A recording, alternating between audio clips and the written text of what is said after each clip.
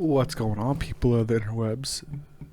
The Bearded Podcast here. How you guys doing? Hope you guys are enjoying the podcast so far, and hope you guys keep enjoying. And I can roll on you. So today we'll be just talking about paranormal stories and stuff like that. I pulled up a few. So let me just pull this up real quick. And let's open her up.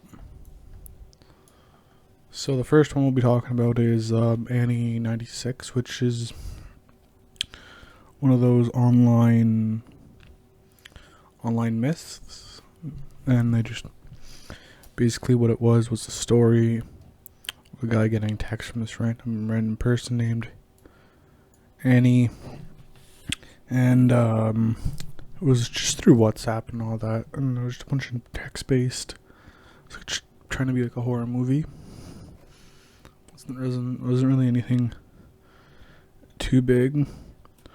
A lot of people like J Station have done stuff like this. They've tried to review this and made fun of it, kind of thing.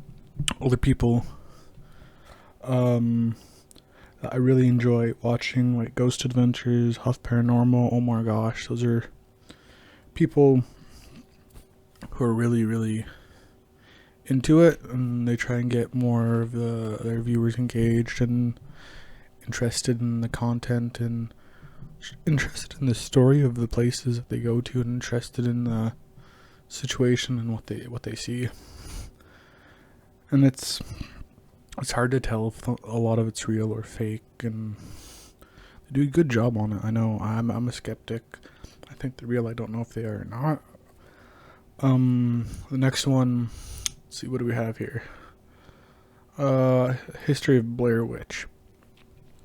So for you guys who are on my YouTube, you can stop it and go ahead and read a quick tidbit of it. But for you guys on the audio podcast, there's this lady in Central Maryland who was found guilty of witchery. So she died and all that. She died over the winter. She got banished from her village that she lived in. She had a bunch of kids that were accused for bringing kids into her home and draining their blood. Crazy stuff. That's crazy stuff if you think about it. Luring 7-year-old, 8-year-old, 9-year-old kids into someone's house and then taking their blood. Like, what is she, Dracula? But anyway, so yeah, she died. And so now that the house that she lived in was haunted because she did witchcraft in the house and things like that. And with a lot of these people in locations that have witchcraft, there's things that linger. So she's probably lingering around there. The people that she's killed are lingering around there. But this happened when in the 1997 of October. So not very long ago. But it's a whole mythology. So I feel like this could have actually happened in the real world with whatever they used to do back then, like hang the witches, burn women who thought they were witches. But like, for instance, as well, like staying within the topic of paranormal stuff and things that could be fake or real, like Bigfoot. A lot of people are saying he's real. A lot of people are saying he's fake. Like a lot of things, you could see things. It could be a dark night. You could see a bear walking. There's a lot of bears that walk on their hind legs. It could have been that. But anyway, yeah. As well as people think the flat Earth is real. Those people are stuck in their own head.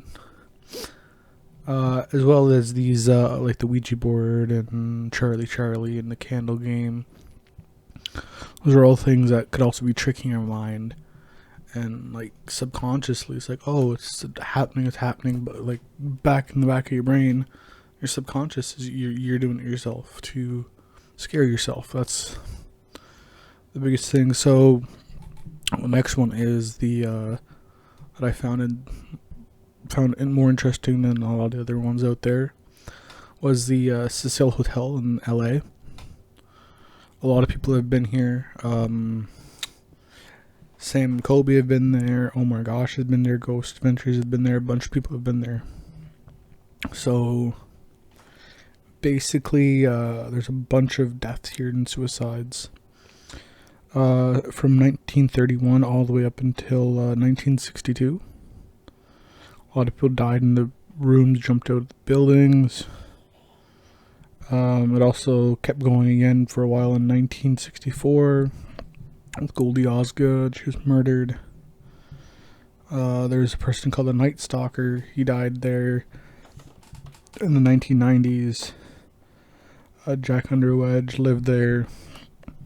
So it was a bunch of crazy people, murderers, killers, people who had something mentally going wrong, people who weren't mentally stable. And so now, I think this is like the one with building 30, room 36 on the top floor. There's rooms in this building that are just more haunted than others. That's what the staff say and people there say. There's 600 rooms. So just a bunch of information about it. If you guys want to go check it out, go right ahead and check it out. Have fun. Just be safe. I'm not telling you to go there if you guys want to. If anything happens to you, it's not my fault. So, yeah, if you guys, there's a lot of history if you guys want to go there. But, like, people now are still saying it's haunted. There's things there, stuff that happens, lights that turn on. Now, the other one that I found was Villa de Vecchi. This one's in Italy. So, a little ways away from where I am now. This one it's just a house. It's like the Blair Witch Project. It's a house, but there's a bunch of witches that live there from 1854 till 1857. So this guy, Count Felix de Vichy, built the house. He's the architect for the house. So then, in 1862, his wife was killed and his daughter just disappeared completely. He didn't know where she went. Which, I mean, at that age, where would you go? Like, there's nothing to do. Like, unless you're going to see a boy or something, or do something, or get lost in the woods. The brother, they looked for them for a while. Couldn't find them. I don't know if they found them yet.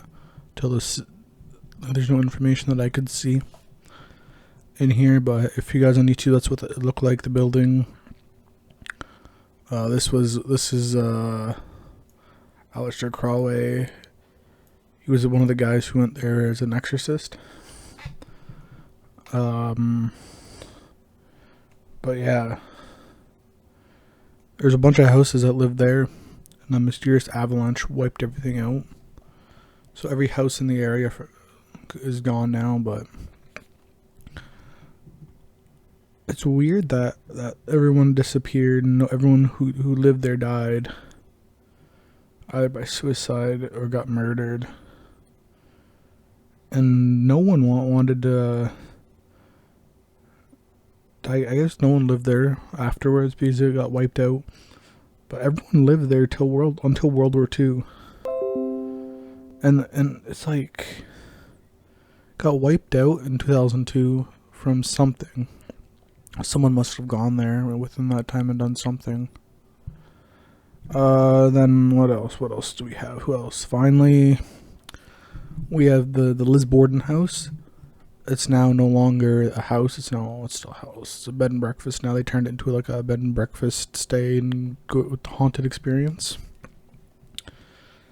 The house was built in 1892. Liz was the main suspect for a bunch of axe murders of her father and stepmother. She killed both of them, so they probably both haunt the house because they were just chilling there, probably drinking their coffee in the morning or were getting ready for bed, reading the newspaper, watching whatever, listening to the radio, or doing whatever they would do.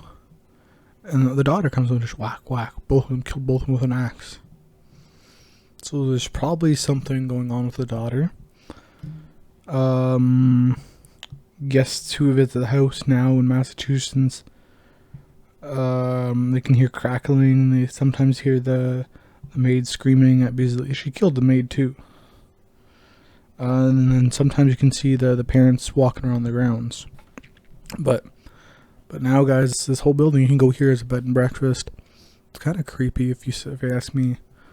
Why would a girl, she's probably pretty young, kill her parents? It's very weird. But other than that, guys, that was just basically just what I wanted to talk about in this podcast. It's just these weird stories. I've had some experience myself. Don't know if it was just me hallucinating or me seeing things. It's weird. It's weird if these things happen to you. And, like, apparently it happens to a lot of people. Apparently a lot of people now have problems like that. They see things, they hear things, and they just overreact and freak out, and then people think they're hallucinating or going crazy. But other than my things, just if you guys are watching this on YouTube, just share if you guys have any stories. I'm kind of interested in hearing if anyone has any stories. But for you guys listening, I want you to think if you've had any experiences yourselves, or if not, and how's it impacted you, or what it's done to you. And go watch these guys who explore these places. It's lots of fun, lots of interesting stuff. You get a lot of different ideas on the situations and how the living conditions might have been, like the prisons. And there's a bunch of hundreds and thousands of places that could have been haunted, or could be haunted, or are haunted, and we don't know. Like your house right now could be haunted, or your grandma's house could be haunted, or where you work could be haunted. You don't know. But guys, thanks for listening. Thanks for tuning in. Hope you guys enjoy the podcast, and I'll see you guys next time. Bye.